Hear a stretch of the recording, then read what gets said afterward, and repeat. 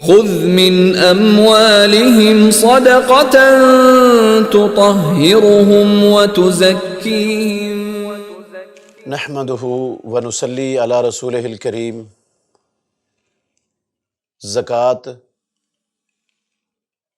کی اہمیت اور فرضیت کے حوالے سے دو تین موٹی باتیں آپ کے سامنے رکھ رہا ہوں۔ زکوٰۃ اسلام کے بنیادی 5 ارکان میں سے تیسرا بڑا اور اہم رکن ہے۔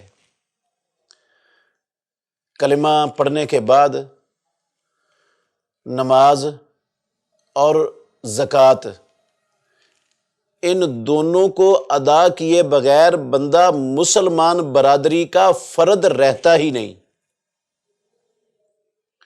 اللہ رب العالمین نے فرمایا سورہ توبہ کی 11 نمبر آیت میں فَإِن تَابُوا وَأَقَامُوا الصَّلَاةَ وَآتَوُا الزَّكَاةَ فَإِخْوَانُكُمْ فِي الدِّينِ، اگر یہ لوگ کفر سے شرک سے تائب ہو جائیں، نماز قائم کریں، زکوٰۃ ادا کریں، تو پھر دین میں تمہارے بھائی ہیں۔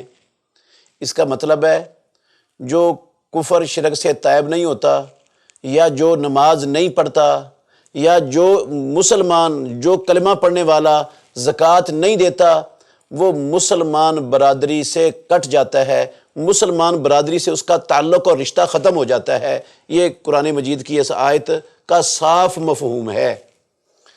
اور یہ تینوں چیزیں، تینوں رکن اسلام کے، یہ سب کا درجہ ایک ہی ہے، ایک ہی حیثیت رکھتے ہیں۔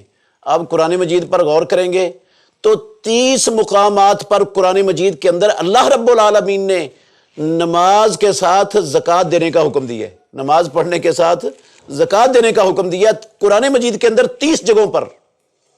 تو اس سے آپ اندازہ لگائیں کہ زکوٰۃ کی اللہ رب العالمین کے ہاں کتنی بڑی اہمیت ہے، کتنا بڑا اہم اسلام کا یہ بنیادی رکن ہے کہ ان تینوں رکنوں کو ادا کیے بغیر چارہ ہی نہیں ہے مسلمان کے لیے۔ پھر اگر مسلمان زکوٰۃ ادا نہیں کرتا تو 2 صورتیں ہیں، یا تو وہ زکوٰۃ دینے سے منکر ہے، وہ زکوٰۃ کا انکار کر دیتا ہے، کہتا ہے زکوٰۃ اسلام کے اندر فرض ہے ہی نہیں، یا زکوٰۃ ادا کرنے کے مطالبے پر آگے سے لڑنے کے لیے تیار ہو جاتا ہے، تو ایسا شخص اس کے خلاف جہاد اور جنگ کی جائے گی۔ عبداللہ بن عمر رضی اللہ عنہما کی حدیث ہے بخاری مسلم میں، کہتے ہیں رسول اللہ صلی اللہ علیہ وسلم نے فرمایا امرت ان اقاتل الناس حتی یشہدوا ان لا الہ الا اللہ فاذا ویقیموا الصلاۃ ویؤتوا الزکاۃ فاذا فعلوا ذلک عصموا منی دماءہم واموالہم الا بحق الاسلام وحسابہم علی اللہ۔ مجھے محمد الرسول اللہ صلی اللہ علیہ وسلم کو حکم دیا گیا ہے کہ میں لوگوں کے ساتھ قتال کروں حتیٰ کہ وہ لا الہ الا اللہ محمد الرسول اللہ کی شہادت دیں، نماز قائم کریں، زکوٰۃ ادا کریں۔ جب وہ یہ تینوں کام کر لیں گے تو اپنے مال اور اپنی جان مجھ سے محفوظ کر لیں گے، پھر ان کی جانیں اور مال محفوظ ہو جائیں گے۔ اس کا مطلب ہے جو یہ کام نہیں کرتا، نہ اس کا مسلمانوں کے ہاں مال محفوظ ہے، نہ جان محفوظ ہے، اس کے خلاف تو جنگ کی جائے گی۔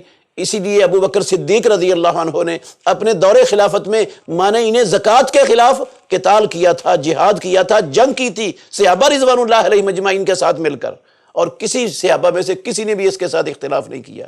اور اگر بندہ زکوٰۃ دینے کا منکر تو نہیں ہے اور نہ آگے سے لڑنے کے لیے تیار ہوتا ہے، صرف بخیلی کی وجہ سے، کنجوسی کی وجہ سے، وہ لالچ اور ہرس کی وجہ سے، مال کے ساتھ زیادہ محبت کی وجہ سے وہ زکوٰۃ نہیں دیتا، تو اگر مسلمان حکومت کو علم ہو جائے، پتہ چل جائے کہ اس کے پاس نصاب کو پہنچا ہوا مال موجود ہے اور یہ زکوٰۃ ادا نہیں کر رہا، تو اس سے زکوٰۃ بھی لی جائے گی اور اس کا آدھا مال بھی ضبط کر لیا جائے گا۔ معاویہ بن حیدہ القشیری رضی اللہ عنہ کی روایت ہے سنن ابو داود میں، علامہ ناصر الدین البانی رحمۃ اللہ علیہ نے اس روایت کو صحیح قرار دیا ہے، حسن قرار دیا ہے اس کو۔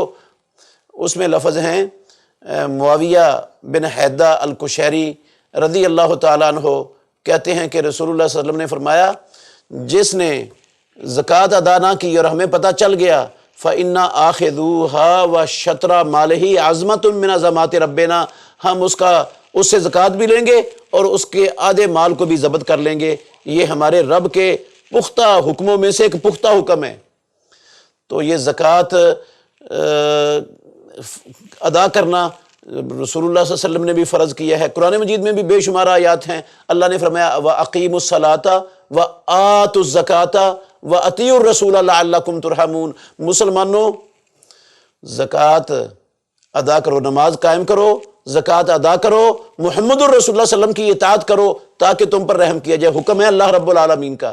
اور معاذ بن جبل رضی اللہ عنہ کو جب بھیجا رسول اللہ صلی اللہ علیہ وسلم نے یمن کی طرف، اور آپ نے ان کو کہا تو اہل کتاب لوگوں کے پاس جا رہا ہے، سب سے پہلے ان کو نماز کی دعوت دینی ہے. آگے فرمایا فَإِنْهُمْ أَطَاعُوا لِذَلِكَ، اگر وہ تیری نماز کی دعوت کو قبول کر لیں، توحید کی دعوت ماننے کے بعد، فَعَالِمْهُمْ أَنَّ اللَّهَ افْتَرَضَ عَلَيْهِمْ صَدَقَةً تُؤْخَذُ مِنْ أَغْنِيَائِهِمْ وَتُرَدُّ عَلَىٰ فُقَرَائِهِمْ. اللہ نے ان پر ان کے مالوں میں صدقہ زکوٰۃ فرض کر دی ہے جو ان کے اغنیاء سے لی جائے گی اور فقراء کو دی جائے گی. اور عبداللہ بن عمر رضی اللہ عنہ کی وہ حدیث بھی بڑی مشہور اور معروف ہے، سب جانتے ہیں. بنی الاسلام علی خمس شہادت اللہ الہ الا اللہ وان محمد رسول اللہ واقام الصلاۃ وایتاء الزکاۃ وصوم رمضان والحج.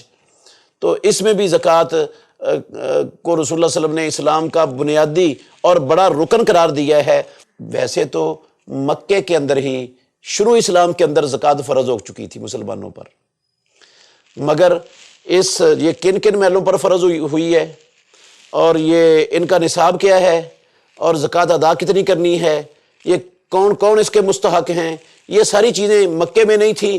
یہ اپنی سخاوت، اپنی مومن کے نفس پر اس کو چھوڑا ہوا تھا، جیسے وہ چاہے خرچ کر دے.